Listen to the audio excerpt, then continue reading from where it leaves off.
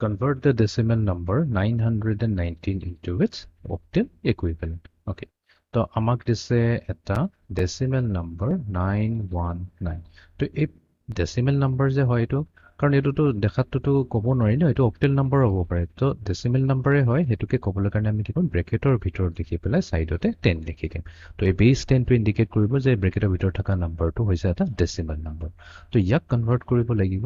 ইয়াৰ অক্টেল equivalent মানে ইয়াক অক্টেললৈ লৈ যাব লাগিব তো আমি অক্টেলটো যেতিয়া উলিয়াম এটা নাম্বাৰ পাম সেই নাম্বাৰটো এগেইন ব্ৰেকেটৰ ভিতৰত লিখি পেলাই আমি ইয়াতে 8 লিখিব লাগিব তেতিয়াহে আমি এইটো ইন্ডিকেট কৰিব পাৰিম যে এইটো হৈছে এটা অক্টেল নম্বৰ প্ৰসেসটো কি হয় 990 ডেসিমেল নম্বৰটো লম আৰু ইয়াক আমি 8 এৰে ৰিপিটেডলি ডিভাইড কৰি যাম তো 8 যেহেতু বেস 8 হয় এখানে 8 এৰে ডিভাইড কৰো আমি বাইনাৰি কেছত 2 ৰে ডিভাইড কৰিছিলো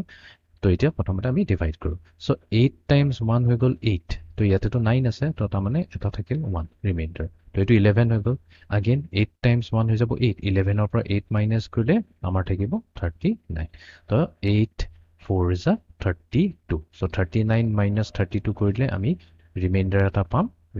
এটা পাম যোনটো হৈছে আমাৰ 7 okay next আমি 114 ক ডিভাইড কৰিম 8 ৰে 8 প্ৰথমতে 11 ক কৰিলো 8 1 is 8 9 10 11 তো এটা 34 থাকিব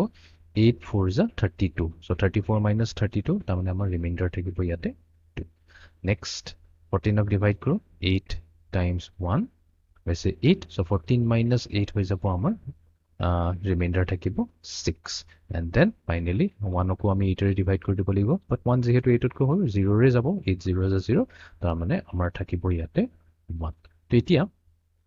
এই 1 টো হৈ যাব আমাৰ most significant bit আৰু আমাৰ 7 যোনটো প্ৰথম ৰিমাইন্ডাৰটো আছিল হেতু হৈ যাব আমাৰ LSB বা least significant bit আৰু আমি হদাই ৰিড কেনে কৰো MSB to LSB তাৰ মানে from bottom to top যাম তো প্ৰথম নাম্বাৰটো আহিব 1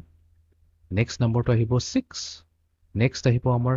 2 and then finally আহিব আমাৰ 7 তো তাৰ মানে 919 এই ডেসিমেল নাম্বাৰটোৰ অক্টেল ইকুইভ্যালেন্ট হ'ব 1627